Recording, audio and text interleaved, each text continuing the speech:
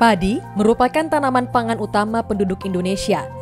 Dalam meningkatkan ketahanan pangan, pemerintah Indonesia berusaha meningkatkan produksi padi. Upaya meningkatkan pendapatan dari usaha tani padi sawah sudah lama dilakukan.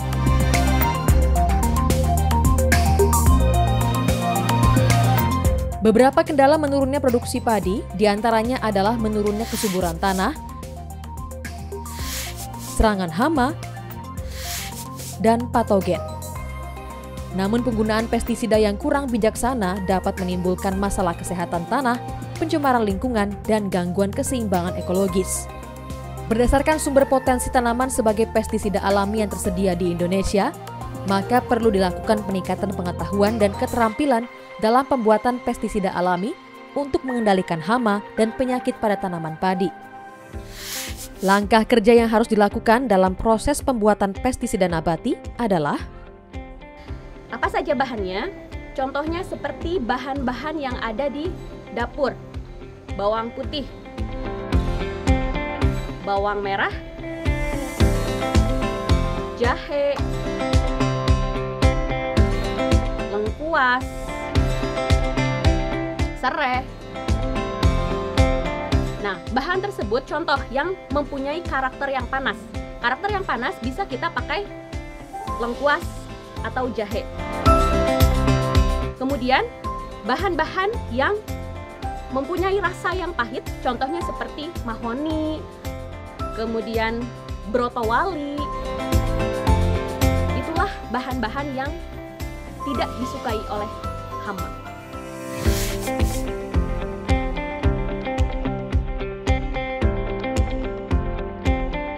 Baik Bapak dan Ibu, bahan-bahannya adalah yang pertama, daun mindi atau daun mimba,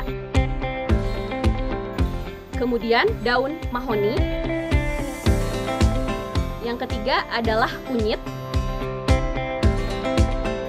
kemudian urin sapi, setelah itu air cairan asap. Cairan asap itu adalah cairan yang berasal dari uap, kemudian kita suling. Yang keenam, bakteri. Kemudian langkah selanjutnya adalah langkah kerjanya. Yang pertama adalah kita merebus daun mindi tadi.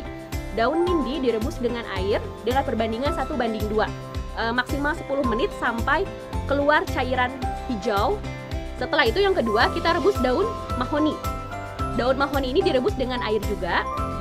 Perbandingan daun mahoni dan air adalah 1:2. Kemudian kita direbus setelah itu kurang lebih 10 menit.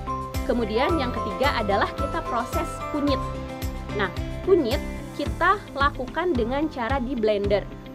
Perbandingan kunyit dan air adalah 1:2 juga. Jika kunyitnya memakai 1 kilo, berarti kita pakai 2 liter air. Kemudian di blender sampai benar-benar halus.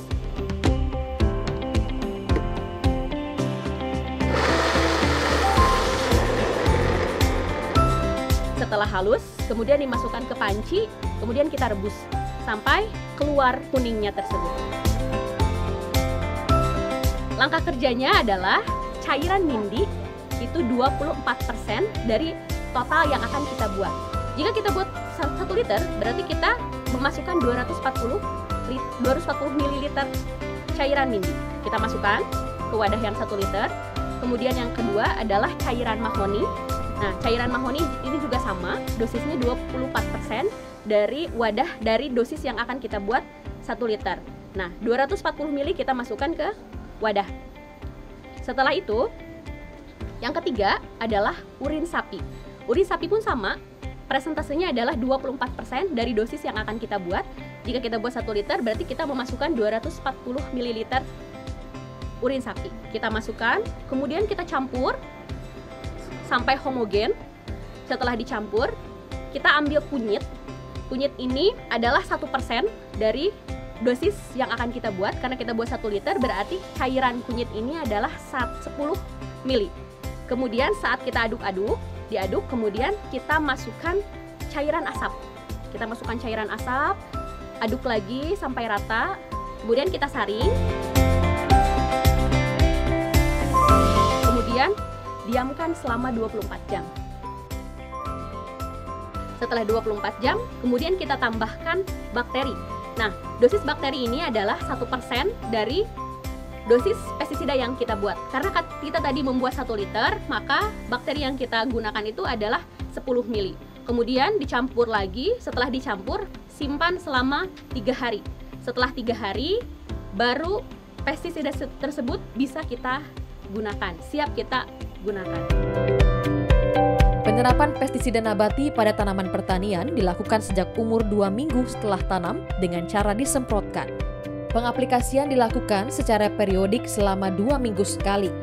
Dan apabila populasi organisme pengganggu tanaman semakin tinggi, penyemprotan dapat dilakukan sebanyak 3 hingga 5 hari sekali. Dosis yang digunakan sebanyak 10 ml per liter air. Pestisida nabati dapat digunakan saat cuaca terang pada pagi maupun sore hari.